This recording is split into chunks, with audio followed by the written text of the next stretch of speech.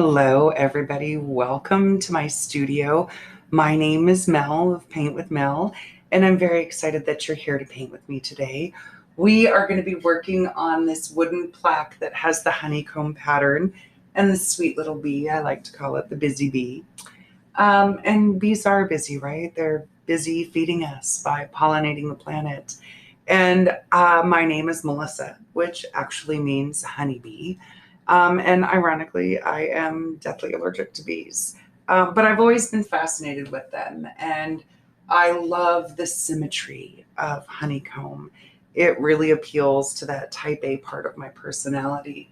So, besides the fact that it looks super linear and complex, it's really easy to create. So, I'm very excited that we're going to paint it today. Hopefully you've got your kit and everything all together, or you've gathered up the supplies that you need. My kit includes this 10 by 10 lightweight wooden plaque with the jute rope on it. So we're going to start there. So get your stuff together. I've got a jar of water with my small and large brush in it. I have my surface area if you're getting your own supplies. You've got canvas or whatever you're using. We've got a bright yellow, our deep yellow, metallic gold, metallic copper, white, and I have an open black here somewhere. There we go. And our black paint. And I think I said our small and large brushes. I threw in some chalk that's optional. I prefer to use water to sketch on wood. So that's what I'm going to show you, but you can always substitute chalk for that. The butcher paper that you got wrapping up in your kit, use that to protect your table surface. If you've got an easel, you can use it. You can also lay this flat on the table, but take a moment, gather your stuff, get yourself a drink, get yourself a snack, put on some music. And when you're ready, I'll be right here. I'll see you in a second. Okay, so we're set up here with our blank surface ready to go and our reference as well. I've got my trusty paint jar with some fresh water and my small brush. And I want to just use a little bit of water to start sketching out the honeycomb pattern. So the first thing I want to point out is that we're going to use the lines of the slats to help us determine how big our pattern is going to be. So I find that it's easiest to begin just sort of at the right edge the right side where you know you're going to have a full piece of honeycomb like we do here, a little cell or segment. So what I want to do is just draw an angled line down. I'm making a greater than sign. And I'm trying to make it even, but I don't have to make it perfectly even. Close, but it doesn't need to be perfect. And then a little bit more water, just coming over to the to the left, and creating a less than symbol. So now I have one cell of honeycomb. Get a little more water and keep going. But now what I want to do is create the staggered part of the pattern. So about the width of the top or the bottom here, which is about 2 fingers or a little more than an inch, I'm just dividing this in half and then beginning the next whole cell. So it's really just a matter of a greater than symbol and a less than symbol. Divide the next space in half. This distance should be approximately equal to the top and bottom of our first whole one. And then again, greater than symbol. Figure out the top or the bottom, again about 2 fingers. And our less than symbol. And we'll just split the difference there between that and the left edge of our wooden surface. Now I want to come down and create another one identical to this, just below it. So, greater than symbol, less than symbol. Come on over to the left, horizontal line, and now you can see the pattern meeting up with the points above it. And everything just starts to connect. Now, if you want to pause and create one and create a paper template that you might want to use to space, feel free. I always encourage people to use whatever tools you have available to you to make you feel more comfortable. When you're more comfortable, you're going to be more successful in the way that you create your piece, and you're going to enjoy the process a lot more. So don't make it hard. If this isn't making sense to you, grab a little piece of paper and just cut it up and make the shape, and then you can trace it. If you don't like using water, you can use the chalk. I don't like to use the chalk on wood because I find that surface is a little bit porous and it gets sort of just a little dusty and cloudy. I did include it in your kit because you can always wash it off with water after your painting is dry, and that should help. So if you feel a little more comfortable with the chalk, by all means, use it. I just think the water's quicker and easier because it dries. But again, whatever works for you. So you can see my shapes here. Excuse me, I got a little froggy. My water is starting to dry up a little bit. So I may end up just bringing in a piece of chalk real quick. But I do like to just go back over it and sort of reinforce those lines so that I know where they're at. Okay, so let me just reinforce this last line with a little more water, and we're going to take a quick inventory. We have the top slat and the second from the top slat done. So 1 and 2. On the next slat, we start sort of tapering off to the left. It's not going to continue in that same quantity down below. So I'm continuing this one here, bottom center of our second slat, and I'm just angling in and finishing off that shape. So I've got these two cells here, and then we just sort of stagger over one, just like here. And then again, we've got an entire cell just below this full one here on the left. These, we've got 3 continuous ones here, 1, 2, 3 over each other. And the beauty about the water is it's going to dry, right? It's going to dry. And if you don't like it, you're not happy with it, just hit it with a blow dryer real quick, or just walk away for a minute, let it dry. I just like going over it again with water because then I just sort of reinforce in my muscle memory where those lines are going to be. And, you know, I sort of like that process. Okay, real quick. So now we have 1, 2, 3. We can't see that third one because the big B is over it. But we've got one final full one here between our third and fourth from the top. So I'm just going to finish off that cell. Now, if you want to add more cells to your honeycomb structure, please do. I stuck with this pattern because I wanted to be able to leave room here for us to write a message like be sweet, be kind, be busy, be happy, whatever, you know, you want it to say. So let's start working on this. I suggest that you pause here and either use some more water to kind of reinforce your lines one more time, commit them to memory and make sure they're set, or use your chalk. If you're going to use chalk, remember, use a very light line.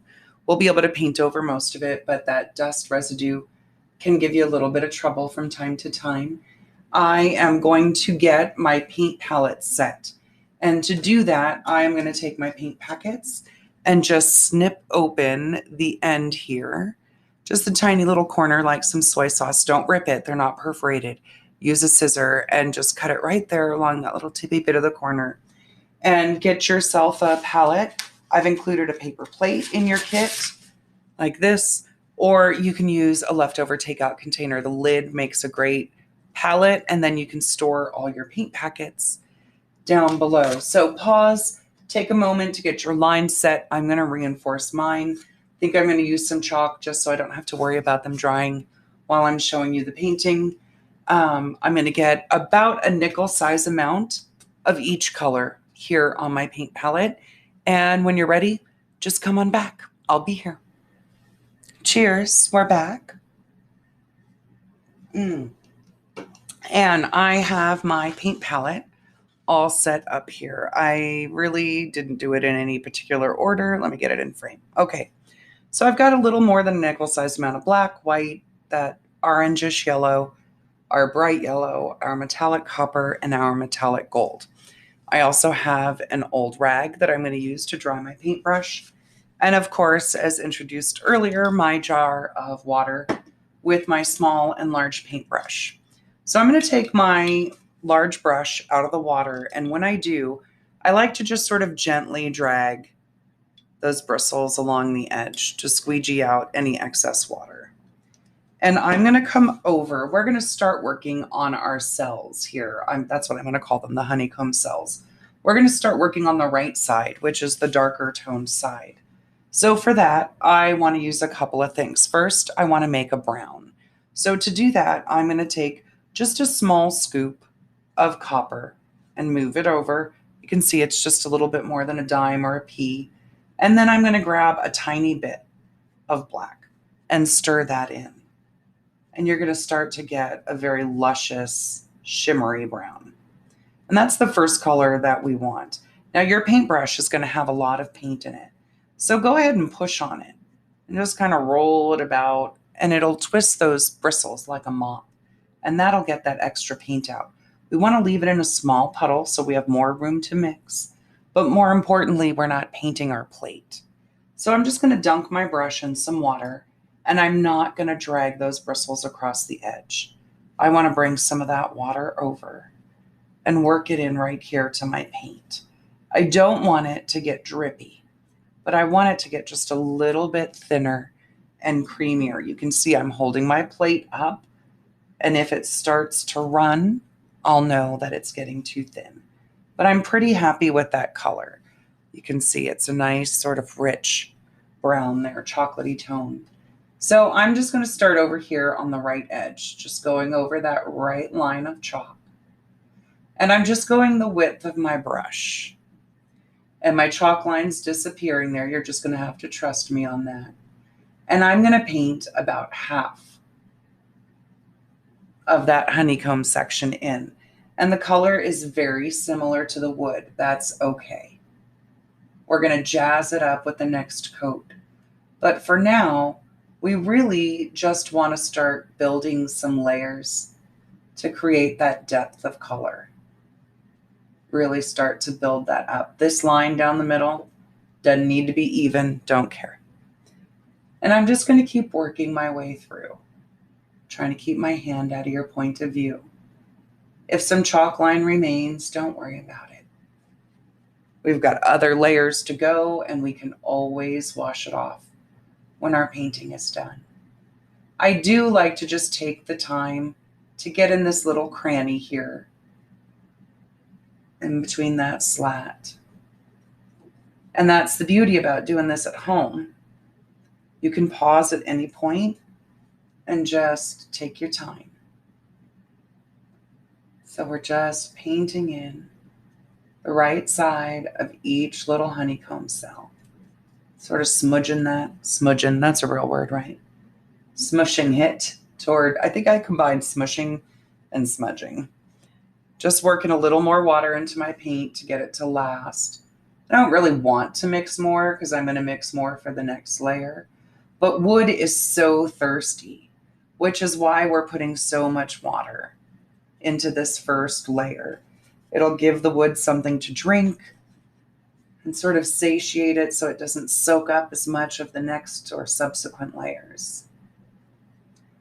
And don't forget this last little row here on our left edge. Just getting that first layer of dark there. And on this side, it really does go almost to the edge because we really only see the right half of this vertical column of that honeycomb. Look at that, just enough, just enough. Okay. Get that first little layer in there. Whoop, I tried grabbing just a smidge of copper by itself and I grabbed too much. We'll just blend that in. No harm, no foul. Okay, so we've got the right side, which is our shadowy side done. I'm not going to worry about washing my brush. I want to come in and start building up the lighter side. So to do that, let's see, get you in frame. I'm going to take, woo, that was a canvas falling on the floor. Don't be alarmed. I'm going to take sort of the cheesy yellow and that looks like Kraft macaroni and cheese and move a little dot of that over. And then I'm going to grab just a little tiny dab of white. So this is about the size of a lima bean, and this is about the size of a pea. Lima bean of orangey yellow and pea size amount of white, and we'll stir those together. Again, keep your pile small. You don't want to paint your plate. Push down on your bristles and give them a twist. That helps squeeze out all that extra paint. And then give your brush a dunk in the water and bring some of that water in.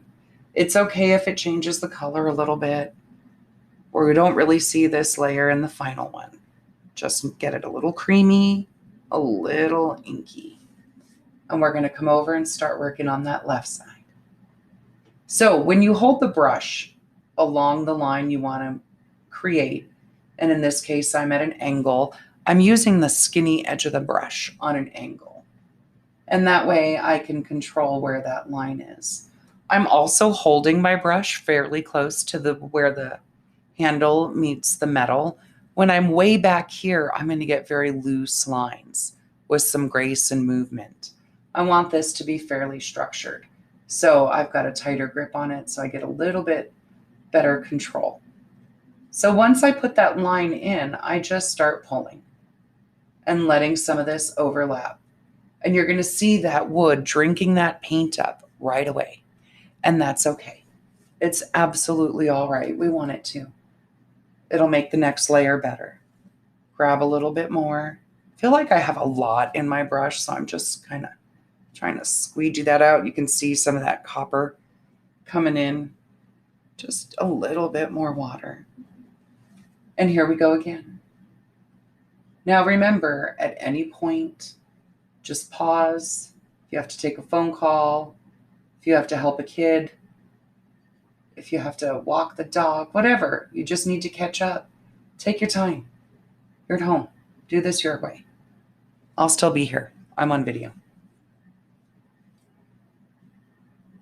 But especially if you have a type A element to your personality, this is going to be very appealing. But I just want you to take it easy.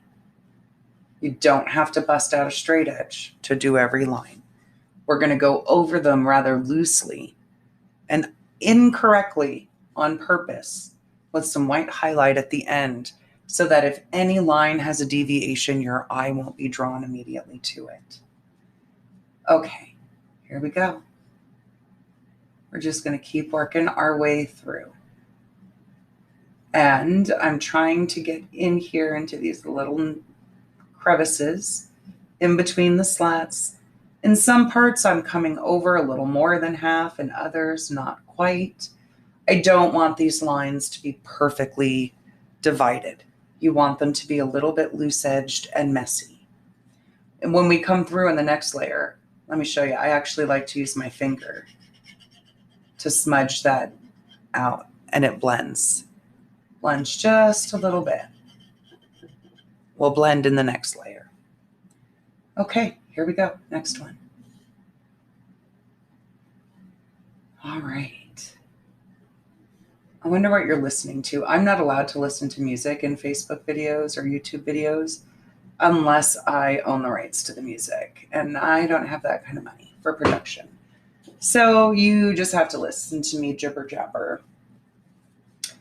And while we're on that subject, if you want to learn more about a particular painting technique or try a new subject like a seascape or a winter scene, please be sure to drop me a message on my Facebook page. You can email me, go to my website, paintwithmel.com. Just reach out, let me know. I would be happy to create a piece around your suggestion. Because, sometimes it's hard coming up with all those ideas.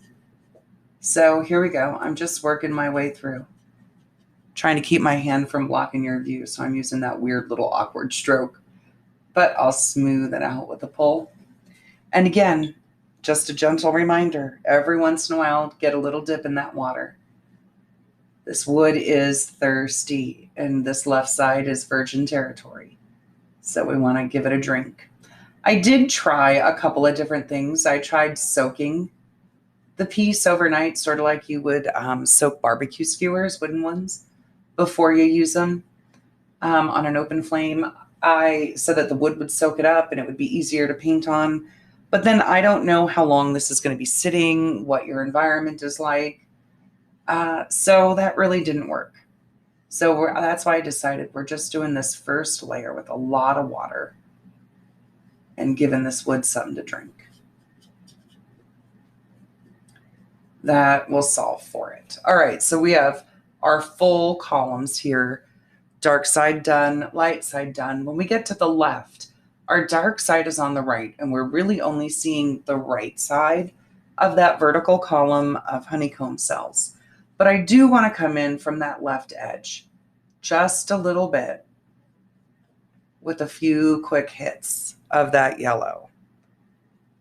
It may feel like it's a little far over. I'm just going to smooth that out with my finger. Don't be tempted to come too far to that right edge, because remember, we're just seeing that very little center portion where there might be some of that yellow. All right, first layer is done. So go ahead and give your brush a rinse if you're ready. This is a great point to pause and take a look at it. Don't start over again. Don't try to come in and clean up. We're going to do that with this next layer. So take a moment, make sure that you're there. Don't worry about these little bits of chalk if they're peeking out. We'll take care of them later. You can put those white edge lines right over them. So I'll be here when you're ready. I'll see you in a minute. Let's check in real quick. You doing okay? Are you worried about your cells? Don't worry about them. We can either clean up the lines or make them a little bit messier. We're going to do one, if not two more layers on them to get sort of that desired luminosity and tone. And so we're going to have time to work on them.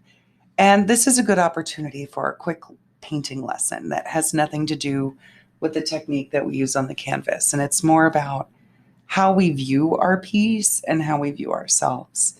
At this point, if this were an Instagram makeup video, we would have those very dark lines of contour and those very bright spots of highlight. We're not there yet. We have more layers and more blending to do. So even though this is all that we see on our canvas or wooden surface, it's not the final product. So have a sip, relax, and let's get busy. It's time for the next layer. Okay, so we are back and we are going to work on the second layer and start building up some of those levels of our color. I'm giving my brush a quick rinse, largely just to get all that built up paint out of it. And this time I'm just going to wipe it or sweep it on my paper towel or rag here to dry it off. I don't want it bone dry, I just don't want it dripping this time. And I'm going to start again with my darker side here. And this time, again, I'm going to use just a small dab of copper, about the size of a lima bean, and then less than a pea of blacks, right over that same spot. Stir it together. And this time, it's just a little bit darker than it was before. I'm okay with that. I can grab just a little more copper, swirl that in to lighten it up if I need. And again, second verse, same as the first. We are just coming around that right edge and then pull. Just loose. I plant my brush and flick. And that way I get that sort of tattered, torn edge without creating a very specific line. But on this side, on the outer edges, and you might need just, if your brush doesn't feel like it's moving smoothly across the wood, you can grab just a little bit of water. I just did. So paint in that first edge stroke, and it's a wide stroke. I use the wide edge, and pull. And we're just going to repeat that process all the way through. Pause if you'd like, crank up the tunes. But we're just going to flick, giving that uneven edge, making it sort of look like it blends a little bit better, gives it a little bit of shape.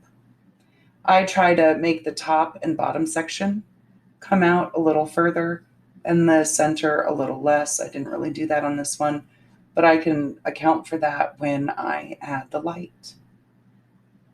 And again,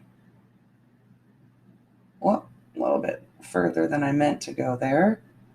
That's okay. I'll bring that light over it just a little bit, that highlight, and take care of it. But do you see how it's starting to look like it's got a little depth to it? We're just going to add it slowly. Sort of like when you watch the Food Network and they talk about building depth of layers in our food and our seasoning. We do the same thing with the painting. Just coming through. I am picking up just little bits of water periodically. My wood is still really thirsty, and I want that brush to glide. Don't want it too thin. It should be creamy, like half and half, or heavy whipping cream. If it's like milk, it's too runny. If it's like whipped cream, it's too thick. There we go. I'm full of analogies. And again, see, we're getting almost a curved shape to that as we're building it up. And that's going to pay off in dividends when we get to the next layer. There we go. Whoop, went right over that edge. Just taking my finger, wiping it off. If it were a serious transgression, I can just take a little piece of my corner of my rag and get it wet and wipe it off. It's pretty close to that same tone, so I don't have to worry about it. The darkness you're seeing right now is the wet from my rag. But remember, these little white lines will hide a multitude of sins. So before this section dries, though, I want to get over there, get that flicked through. Okay. And one more column here on the left. Just working my way, going along those angles. And on this side, because of the angle I'm painting at, my little board is rattling, sorry. Okay. Just getting that little bit of shadow. Don't go crazy. Little bits here. This line is bothersome. Let me clean that up. There we go. Just coming along with that angled edge of the brush. Using that thin edge to just clean up that line a bit so I don't have so much work to do later. And here we are. So we're about a layer and a half in. I'm going to rinse my brush.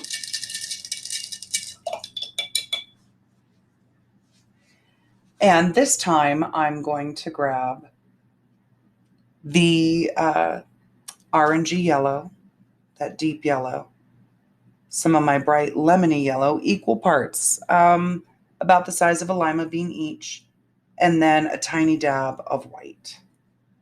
So this yellow is going to be brighter and lighter than the last one we used. And I leave some swirl in there. That's going to be the good stuff. This might be a little bit light, but we're going to give it a try. So got a lot of paint on my brush. I can use the edge of my plate here, put a little pressure and scrape. See how much paint came off of there? I mean, that's a lot. So now I've got a more manageable amount in my brush. Skinny edge along that left edge of the honeycomb cell. And I'm using the thin edge of the brush this time just to make sure I don't do anything too crazy. What I don't want to see is the edge of that line. I just want to let it, excuse me, blend its way out. And then I like to just take my finger, I'm going to do these one at a time, and just sort of rub that and blur to blend that line. The wood lets us use our finger really well there. It just is the right texture. But see what's happening is I'm overcorrecting when I really should have more of the dark at the top and the bottom. So at this point, I'm going to try to do each cell one at a time and make sure that I've got this little bit of a curve on that bright section. It doesn't need to be a complete circle. In fact, this is where I get a little conflicted, and every artist goes through this, but we have to trust the process, right? I'm just going to make it irregular. I don't want to go for too much of a curve, especially if I'm going to be true to that final version, which is pretty messy. Sorry, you just watched me go through this whole artistic existential crisis or something. But I'm pretty happy with this. Final verdict, do what you like. If you like that really round part to create more depth in that cell, do it. If you want to keep things loose and easy and not put too much pressure on yourself, follow my lead here, where we're just coming right along that left edge and then immediately pulling toward the center, and then we can blur that out. Let it be loose and messy and uneven. Because when we come in with that final layer, our strokes go all sorts of directions. So I'm not going to sweat it. I'm just trying to build this up little bits at a time. The next layer is fun. It's like where we put all the toppings on at the frozen yogurt bar. You get to dip in all the metallics and put in all the colors. Right now, we're really just trying to build where we're holding space and determine what our shading is going to look like, where our light and dark areas are. Keep it simple. I guess we all just had a moment there, or at least I did, right? There is a huge part of me that's type A that wants to make everything completely tidy and orderly. But then I have to remind myself, it's art. It's not a photograph, it's a painting. I'm trying to express what I see when I look at the honeycomb.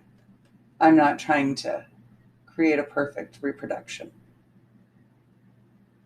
I want that light to dance and that dark to set. And I don't have to make that hard.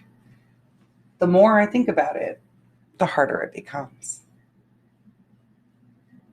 So sometimes you just gotta hit that reset button, take a deep breath, work it out. The fun will come when I cringe when I'm editing this later.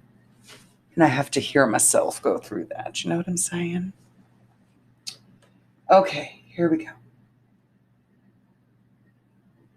Keep working on that yellow. And you can see I'm not using a lot of paint. I just want to, as I've said, build these things up. Okay, now left edge. Remember, we don't have a whole lot. So we're just going to wisp in a little bit there. Not too much. Hit it and quit it. Move along, just little bits. All right. Does it feel like you've been painting forever? What are we on, like 30 minutes now? All right. Well, again, pause here if you need to. Catch up. When we come back, we're going to use our metallics. We want to get the honeycomb set before we can begin working on our bee. So now's a good time to pause. You just want to make sure that this gets to dry in its entirety. Mine's dry. So I'll be here ready to go when you are. I'll see you in a minute. Okay, so our goal now is going to be building up the depth and creating a lot of brightness. And for this layer, we're going to let things get loose and messy. In the first and second layer, we're creating a dark and a light side, and now we want things to get really bright and vibrant and streaky. So I am going to make a little bit more of my brown mix. So some copper with a little dab of black. And I'm going to use this double dipped with just some regular copper. And I'm going to come along the left edge. Excuse me, this is the right. And just start building up that darkness again. You can get as dark or as light as you want to, but I'm going to do, ooh, that was a little dark. Good lesson here. I'm just going to get rid of what was left on my brush. wipe it off on my plate or my paper towel, and come back over it real quick before it dries. And just sort of smooth that out. But you can see now I'm just getting very flippant with those brush strokes, just trying to create little streaks of dark and light. And I'm going to finish this column. I'm going to do the light side before I move on to the next one. So we can grab little hints of copper, just do a hit it and quit it, just a quick streak, and then wipe off your brush and come over to your yellow side. I've got that darker yellow first. I'm just applying a little bit of that, letting it streak into what I just painted. Might blend a little in the center using the darker yellow, the deep yellow. Then I might grab a little bit of the bright yellow and a little bit of white, hit that left edge. And again, just let things be loose and streaky. If we do that intentionally, the piece is expressing what we see.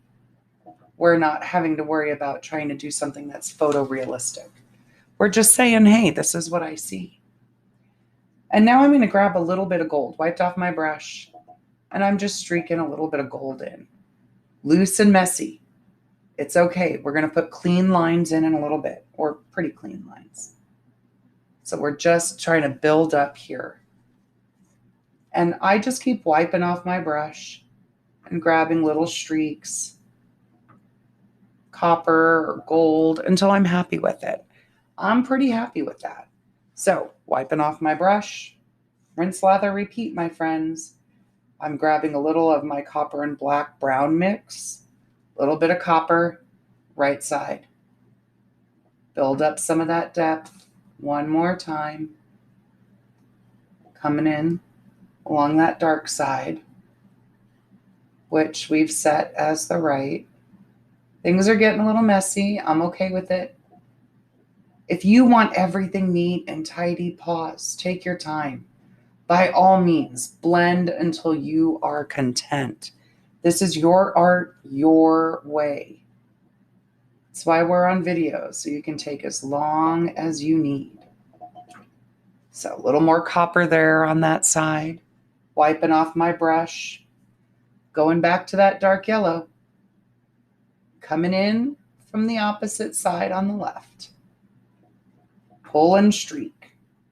Lining that left edge.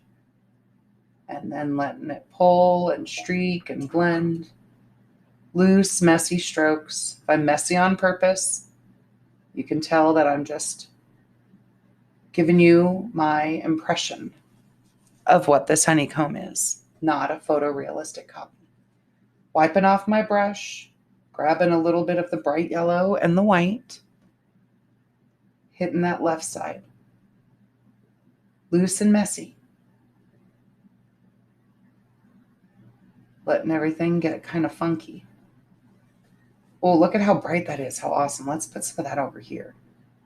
You can always, if you see an effect you like, you can always try to recreate it and go back a little bit.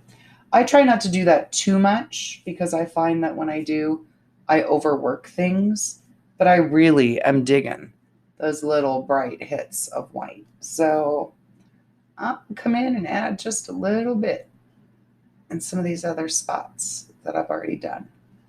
There we go. Wiping off the brush. I'm going to grab just a little bit of copper. Tame some of that brightness where it needs to be. And you decide that. I don't. Just hit it and quit it. A little bit of darkness. Maybe a little bit of gold. We're just going to keep repeating. So yeah, please feel free to pause and just work your way through this. I'm going to keep going. And when you come back, I will have this done. I want to show you, I'm just coming through with a little bit of darkness. Oh, that was too much. Just coming around these edges. I know I said I was going away, but let me show you that first. Just trying to make sure that there's just a little bit of shadow in those deeper, darker spots. Okay, So pause me and let's finish this up. Remember, do one column at a time. I'll be here when you get back, and I will have mine ready to go for the next layer. I'll see you soon. Okay, so hopefully you've gotten your next layer in and we're ready to move on. Everything here is really big and chunky. You've got big, bright hits of light. You know, you can come in and add a few more, but editing is really important in a painting. And I feel like a hypocrite saying that to you, but it's always important to know when you should stop. So taking a break like you just did, standing up, stepping back, look at the piece from a distance. Think about what you want to do with it. Does it need more light? Does it need more shadow? I am really enjoying this very loose, sort of chunky stroke because it's just so forgiving. You don't have to make everything perfect. And those metallics paint, blah, blah, blah, blah, blah. Those metallic paints just make everything look, like honey, like it's just ready to start dripping out here, which is what we want. We want that sort of effect. So at this point, what I want to do is come in and sort of reinforce and darken up our lines. And we have two weapons we can choose for that. I really like to use the straight edge of my big brush, but our small brush also works. And what I'm going to do, I'll show you with the small brush because I think it's easier for most folks. Grab a little bit of copper and a little bit of black. And I'm just mixing it right on top of the previous stuff. So it's pretty similar shade. And then, dunking into a little bit of water. And why am I reaching so far? Okay, here we go. Dunking into a little bit of water and mixing that in so that it gets nice and inky, but not drippy.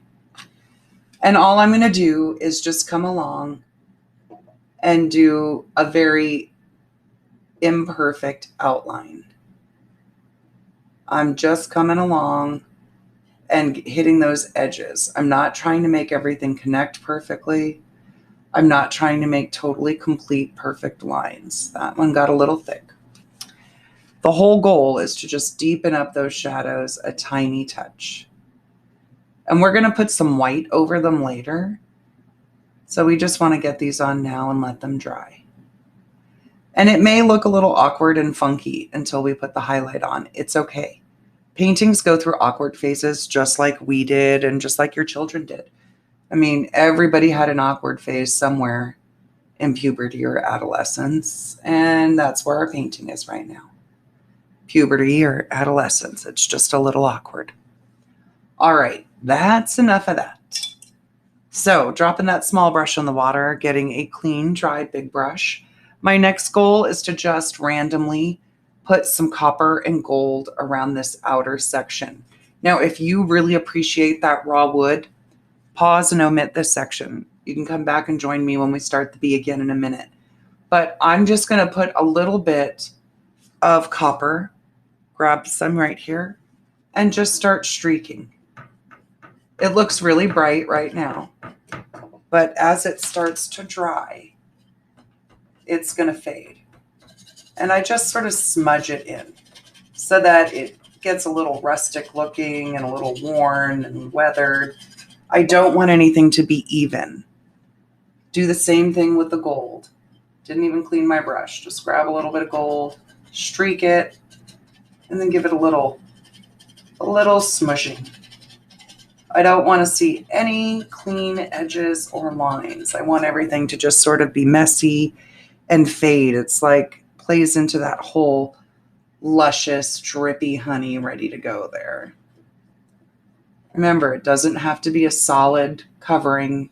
This is rustic, almost cottagecore, if that's your thing. But if you go for like a farmhouse chic, like this piece really fits. It just ticks a lot of boxes, doesn't it? You can be a naturalist, you can be cottagecore, you can be vintagey and rustic. You could just think it's cool. Wouldn't even look bad in a mid-century modern arrangement, like on a gallery wall. just keep going. So if you want, you can pause and meet me back in a second. I'm just going to take a few minutes to finish just randomly grabbing little bits of gold and copper and just smudging and streaking it in. We're not using any water, and this is virgin wood that we're working on. So it's just going to soak that paint right up. So we'll just get this in here. And again, if you like it with just the naked wood, that's going to look great too. We're just going to work our way through here and come back after everything dries. Once everything dries, we're going to put in our bee. We're going to use our chalk to sketch in our bee. And then we'll get that painted in, and we can figure out what sort of message we want to put in here. So we're getting close. We're about halfway there. Maybe just a little bit more than that. We got most of the hard work out of the way.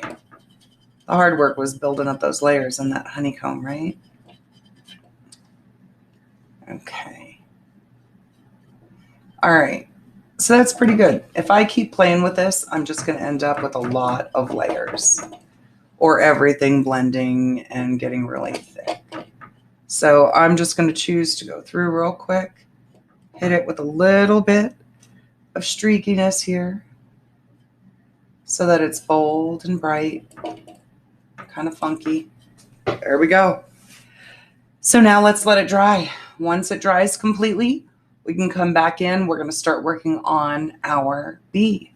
So we'll just take a few moments. You can also hit it with the blow dryer if you'd prefer. So I'll see you in just a minute. Let's get it done.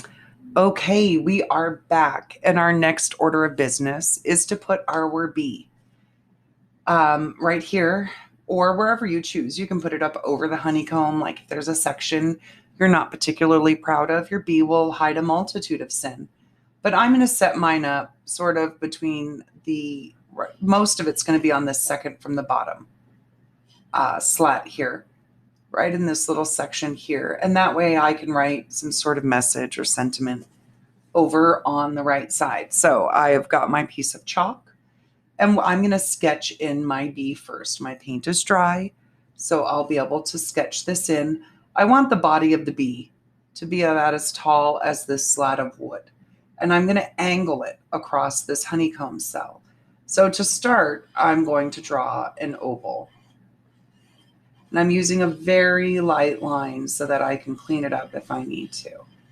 Just wedging that oval right in that section there. Now to create the stinger, I'm just going to create a little triangle on the bottom end there. And again, just sort of take your time, work with that shape. But we've got an oval, the size of our honeycomb cell there, with a little triangle coming off the back end. Now the chalk is thicker than that stinger will actually be when we paint it. Don't worry about it. We'll get it there. And then I'm going to put the little head right above. So I'm just going to chalk in a circle about the size of a nickel. And that's going to be the body of my bee. I also want to put in the wings. We have 2 wings on each side. So let me start here, just creating an oval again, and then letting another one overlap. The top wing is a little bit bigger than the bottom wing, just slightly bigger. And then again, we're going to repeat that over here on the right side. And it's okay to erase your lines and take a minute and figure out how to arrange things so that you don't have to fight with slats. If they're in your way, that can sometimes be intimidating or create an issue for us. I'm not going to sweat it, but come on, like if we make it easy, the art makes itself, right? Isn't that what I say? So there we go. Our bee is outlined. So let's handle our wings first, because we want to be able to paint our body over them. I'm going to use my large brush. I'm going to get it clean, and I'm leaving a little bit of water in the bristles. What I want to do is grab a tiny dab of white and take that over to an open spot on my plate and work some water in until my white becomes translucent. And my paint water is a little dirty, so it sort of puts a taupe or a gray tone into my paint there. That's okay. I want it to be the consistency of milk. I want to be able to see through it, and it can be a little bit drippy. So I'm just going to keep working that with my bristles, adding little bits of water until it starts to drip, just like it did there. Now, to make sure that I don't have things dripping on my canvas, I'm just going to touch my rag and let it absorb anything crazy off the tip. And then I'm going to come in and just go right over those chalk lines on my wings. Just right over them. I have a little bit of blending going on because there might have been some layers down below that were still a little bit wet. I don't care. You should be able to see through the bee's wings. They are a little bit translucent. And so it just looks like we can see through them, as one would expect. Grab just a little bit more white and work that in so I get just a hint more opacity, just a hint. Still want to be able to kind of see through them, but I want you to be able to see them. There we go. So now I've got my wings. And I'm going to let those dry, and when they dry, we'll come through and create the little line structure on them. But let's paint the bee's body. To do that, I am going to use, I've rinsed off and dried my brush. I'm going to grab my brightest yellow, good dab about the size of a dime, and some white paint about the size of a pea, and mix those together. I want this to get nice and bright and lemony. And I'm going to paint in my bee's entire body, this yellow color. We're going to paint those stripes over it when it dries. So I'm just coming in. Take your time. Go easy. Now my neck, my bee neck, if there is such a thing, it's going to be in that little crack there. So I got some yellow in there to cover it. Just trying to get a nice even coat. And then once I have the paint on, you can see I'm following a curved stroke from the top down, following directions that the bee stripes are going to take.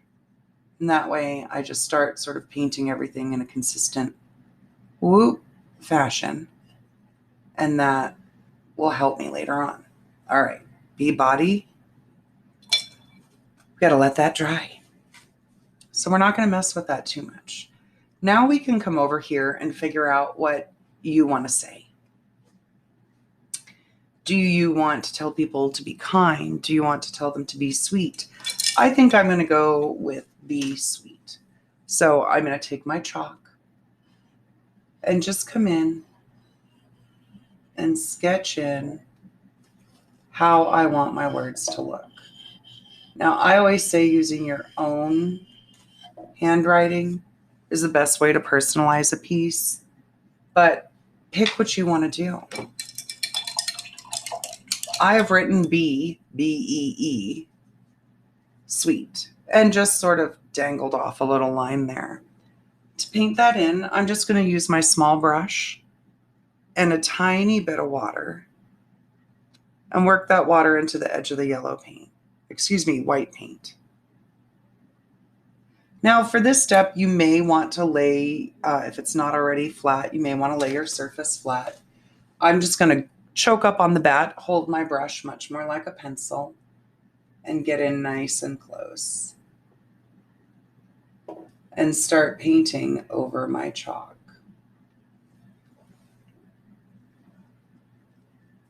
Grabbing a little bit of white to brighten it up. Remember, we can always do another layer. Don't try to force it and mess things up. It's like the SATs. Move along and come back if you need to. All right, so I got my bee.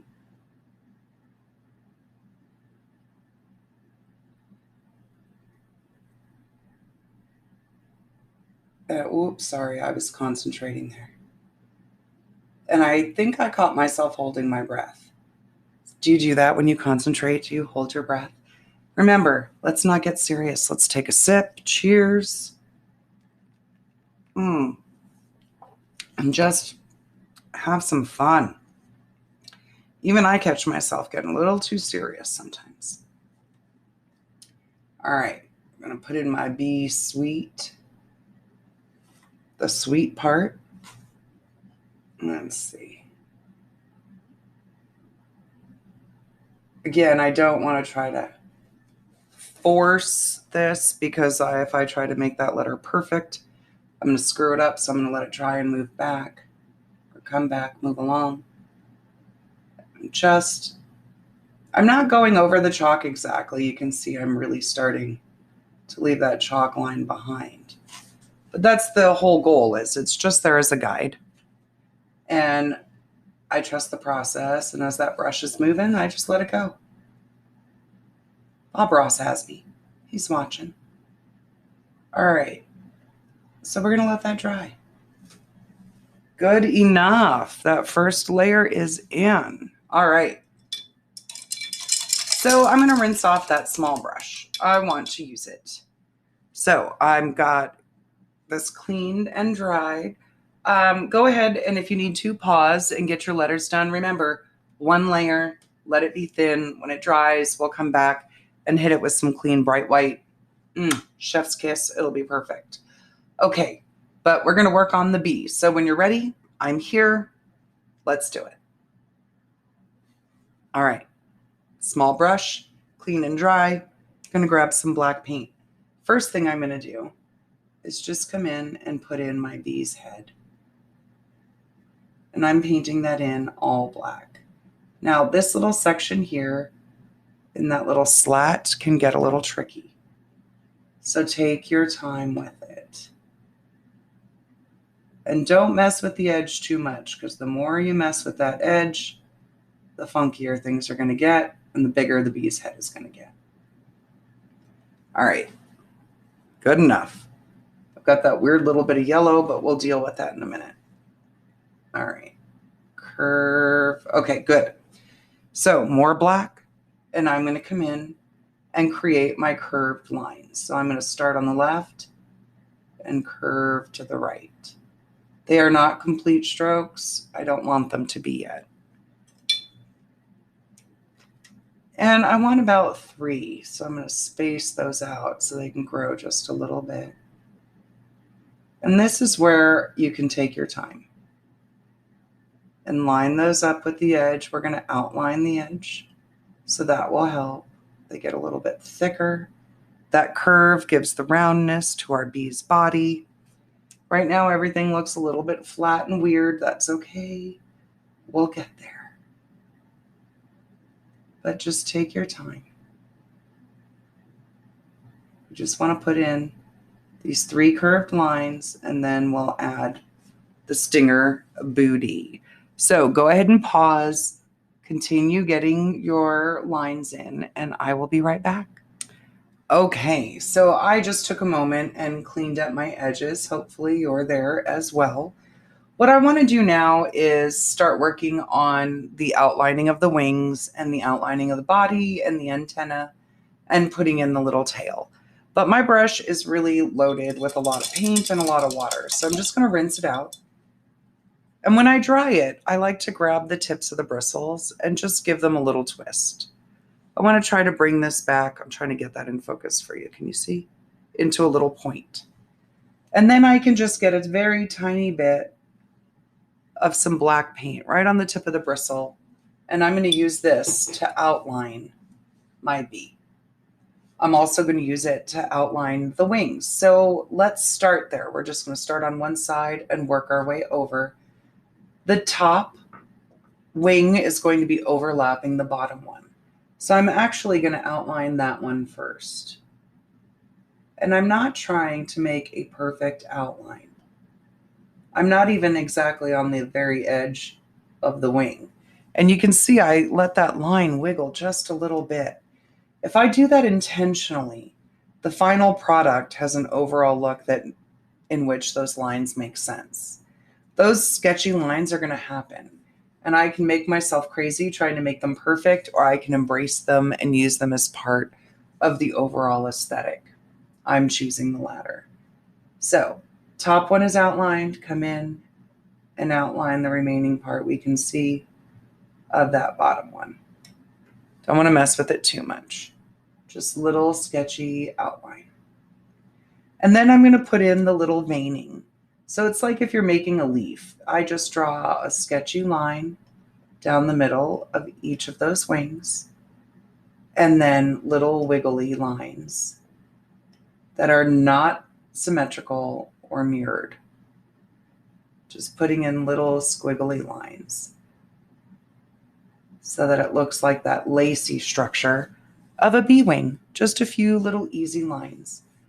Don't make yourself crazy. Okay, now let's come over. Actually, we said we were going to work our way this way. So I'm just going to make sure that I've got a nice clean edge to my bee's head. And I'm going to outline, again, just using the very tip of that brush, outline my bee's body. I have not put on the stinger yet. We'll do that in a minute. Come over, outline the other side, antenna and stingers in a minute. Just outlining that edge. And now we're going to repeat the process on the wings. Again, I know I'm moving faster than you. That's okay. It's my job. You can pause me and come back whenever you're ready. I'll be here. Just outlining those two layers, loose sketchy lines, sketchy, wiggly little lines here in the middle for that lacy structure of the bee wing. Just letting those lines, like little zebra lines or leaves, or just let them be crazy. They don't need to match. There we go. One thing I was thinking of earlier is paintings are like pancakes, right? All pancakes are delicious, but no two pancakes you cook are ever exactly the same. And all of our paintings are going to be beautiful, but they're not going to be exactly the same. And that's the whole point of art, isn't it? All right, we got our bee in. Let's finish it up. To do the antenna, I'm just going to draw. I'm getting a little bit of water into my black paint just so that it's a little smooth and creamy. And left antenna, right antenna, little lines, boop and boop for the little dot. Then I'm going to come down to the tail and just create that long, pointy triangle. That's his little stinger. All right. Just a couple more quick things on the bee, and then we're good to go.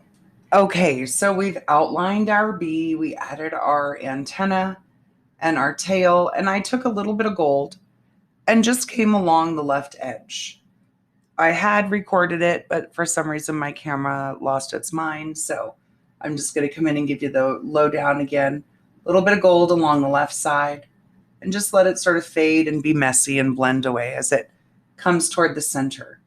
And that little bit of highlight, remember our left side is the highlighted side on our honeycomb, so it should be on our bee. Just a little bit of gold on the left side of those black sections will make it pop out. Okay, so let's clean off our small brush. Go ahead and pause. Take a moment, get yourself all caught up here. And when we come back, clean small brush. And we're going to come in and put in the white highlights on the dividers of our honeycomb and brighten up our words. So I'll see you in a second.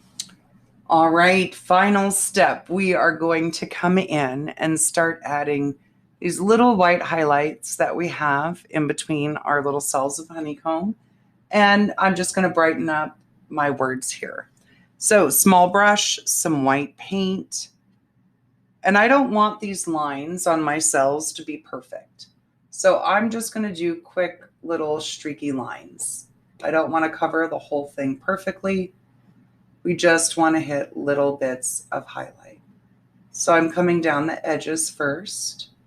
And then in the center, dividing them, I'm just going to do a quick little bit right there in that little crack. We don't want clean, perfect lines. Rustic and a little bit funky.